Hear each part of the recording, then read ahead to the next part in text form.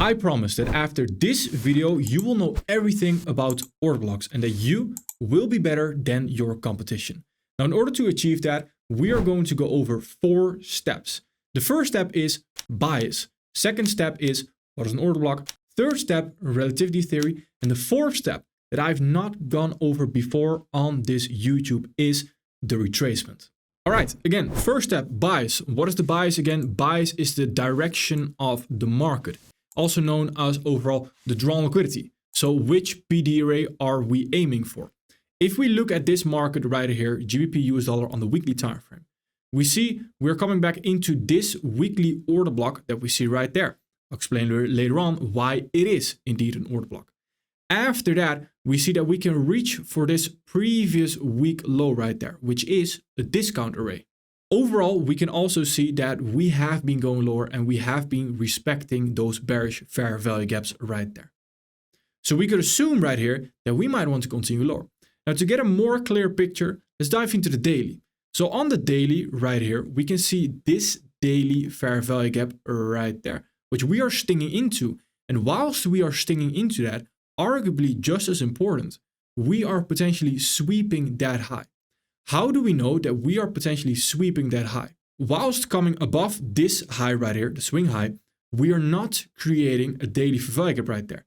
And whilst we are above it, we are creating a wick right there. Do you remember candle science? Candle science states that a wick is actually fair value gaps on the lower time frame. So what happens right there with that wick on the lower time frame? Well, we possibly see something like this. Fair value gap going higher and a fair value gap going lower right there, showing that manipulation that we actually want to continue lower, where the previous week low that we had right there could be the target. So off of that daily fair value gap right there, we could deliver lower towards that previous week low right here. Why is this important? Because this creates a context area. A context area creates an overall area where you have the highest probability of time frames below the daily right here for order blocks to actually hold. So for lower time frame order blocks to hold. A big mistake that I see oftentimes is that people without any context, without any bias, go into the lower time frame, find any random order block and expect it to hold. Does not work that way.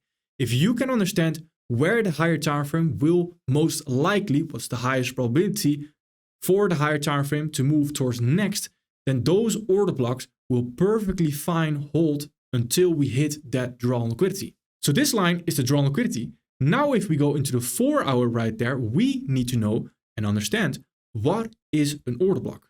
Order blocks are not just simple up candles or down candles. Not every up candle or down candle is an order block.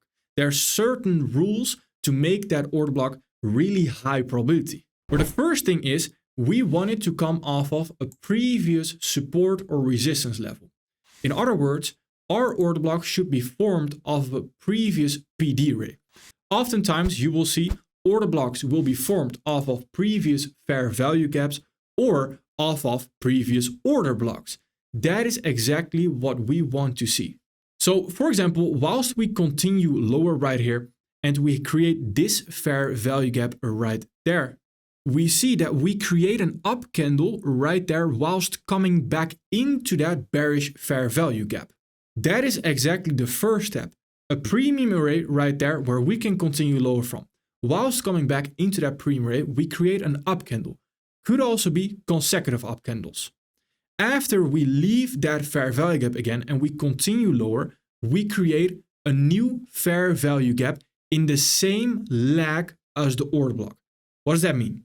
A lag, a bearish lag in this case, is from a swing high towards a swing low. The swing low in this case is not super relevant because if there's no swing low, does not matter. As long as there's a swing high, that indicates that there's some kind of lag, a bearish lag. The same when we talk about a bullish lag, if we have a swing low and we do not have a swing high yet, perfectly fine. As long as we have a swing low, so for example, this right here, from that swing low, that right there is a bullish lag.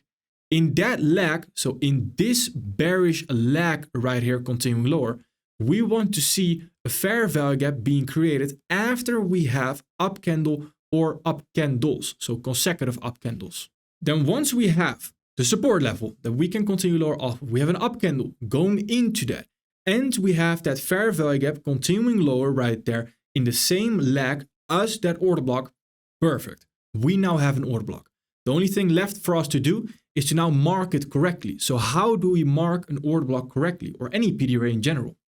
Well, if we talk about an order block, and the same goes for mitigation block, break block as well, then we want to mark it based on the fair value gaps. Meaning, if a fair value gap is exactly overlapping with the low of the order block right there, in other words, the wick right there, then we want to mark out the wick right there. If the fair value gap, so there's no fair value gap overlapping with the exact wick low right there of the order block, then we mark out the body. So to give you an example, if we were to look at this order block right here, then we were to mark out, if we were to look at this order block right here, then we were to mark out the body instead, because the wick right here is not overlapping with any fair value gap.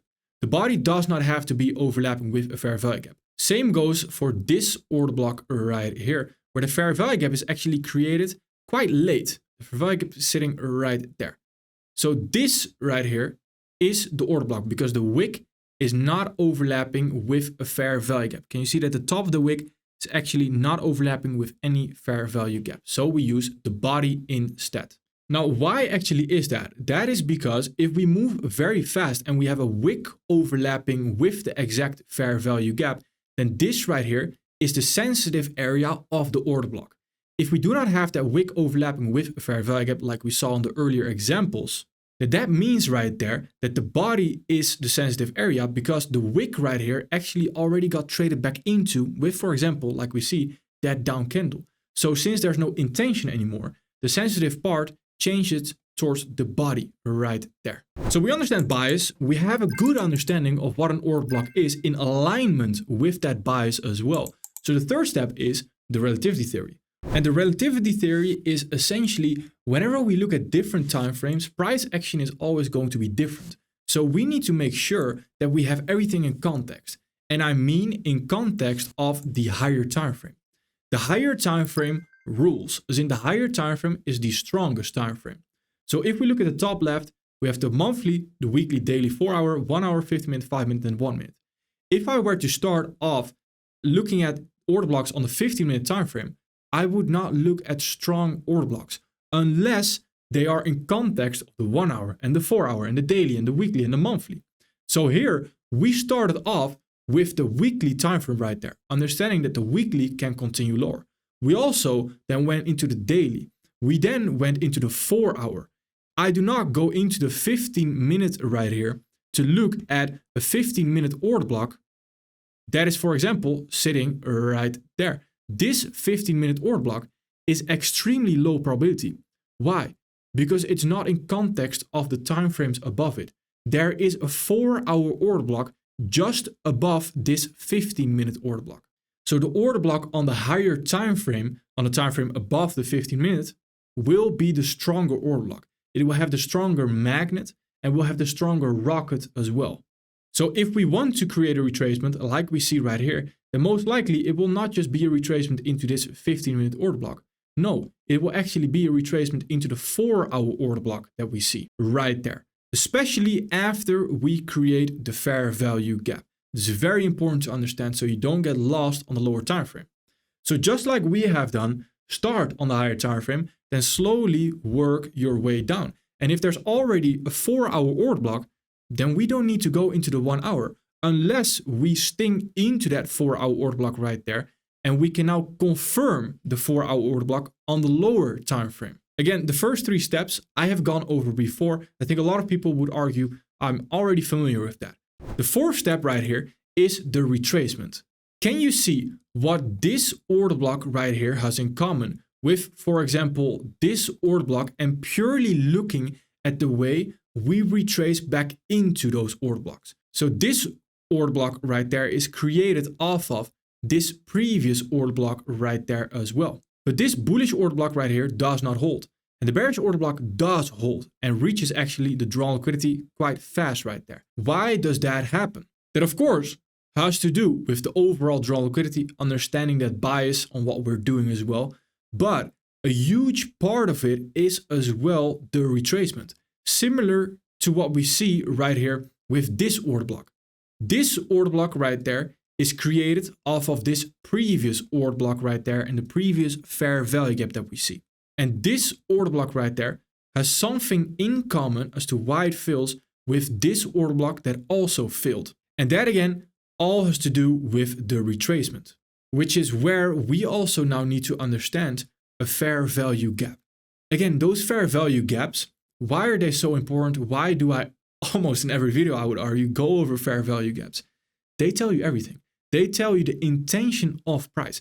If there's a fair value gap in the market, it literally tells you what it potentially wants to do.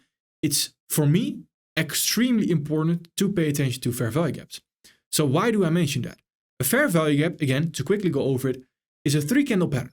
We have the first candle, can do whatever it wants. Second candle is always an expansion phase candle. What is an expansion phase candle? Well, it's when the body of the second candle actually, in a bearish scenario, closes below the first candle low. That creates an expansion phase candle. The expansion phase candle has the potential to create a fair value gap. Depending on what the third candle does, if the third candle stings back into the first candle low, then it does not create a fair value gap, and the potential fair value gap is now not created. If the third candle stays below the first candle low, there's a fair value gap. Now, why is this so important? Why do I emphasize so much on those basics? Because they tell you everything. It's all in the basics. The secrets are in the basics. Because here, whilst coming back into this order block right there, what do we see? We create an expansion phase sitting right there. So when we create that expansion phase, we have a lot of momentum going against us in that order block. Again, I like to use an analogy of those pushing hands. Bearish hands push price lower, bullish hands try to push price higher.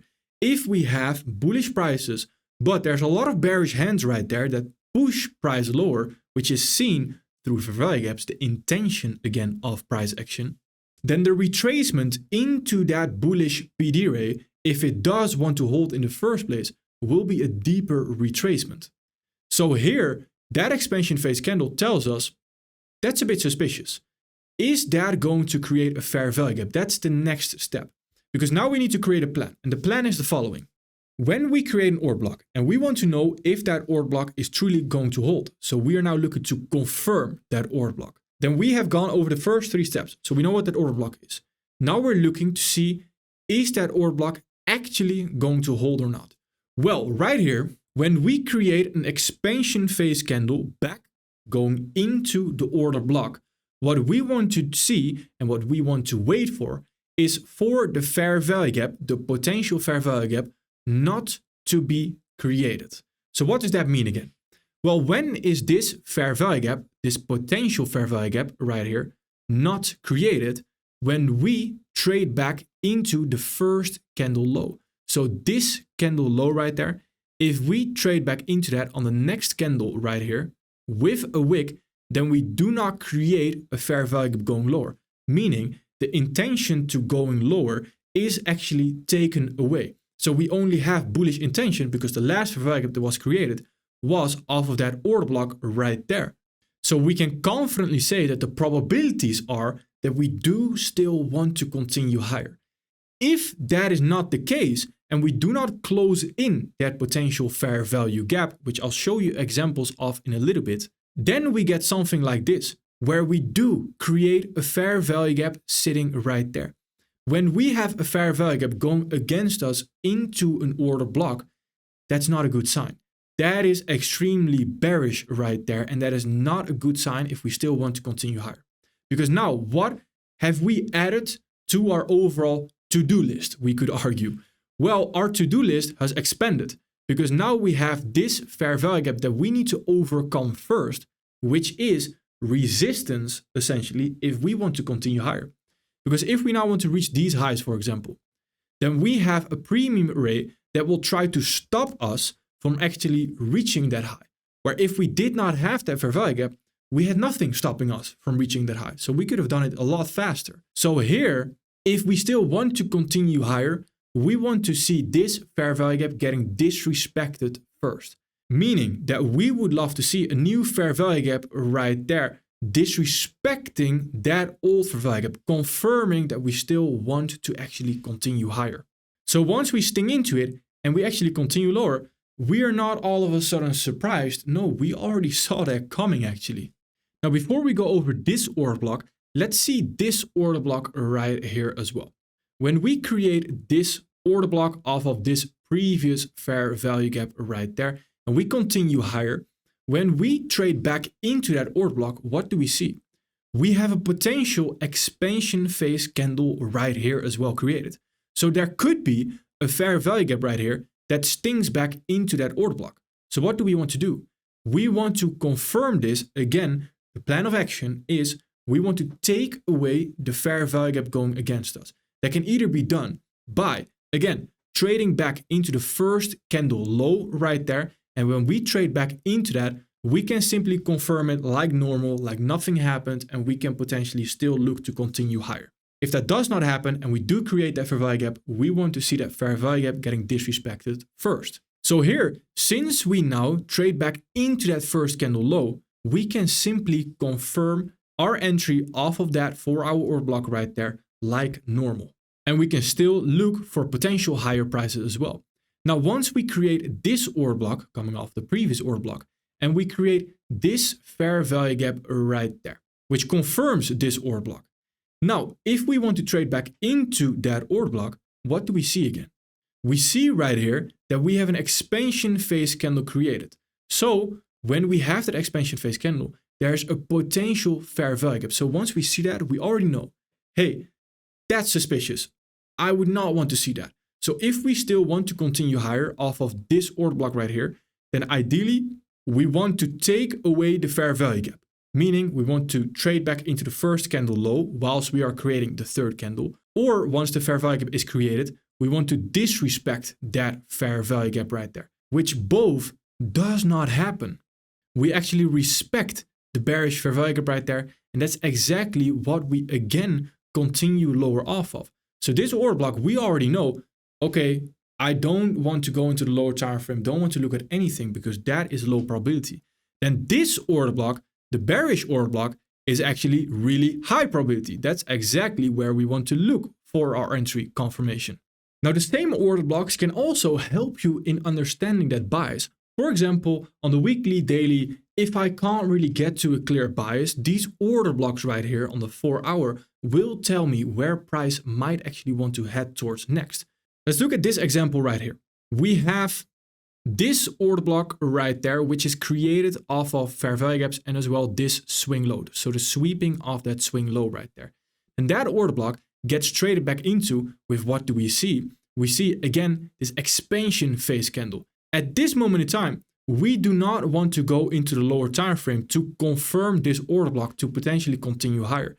No, if we want to go into the lower time frame, we either want to see on the next candle trade back into the first candle low to take away the fair value gap, or once it's created, we want to see a disrespect of that fair value gap, which both we do not see. And notice as well, when we trade off of that order block and we try to push higher right here, we have this expansion phase candle.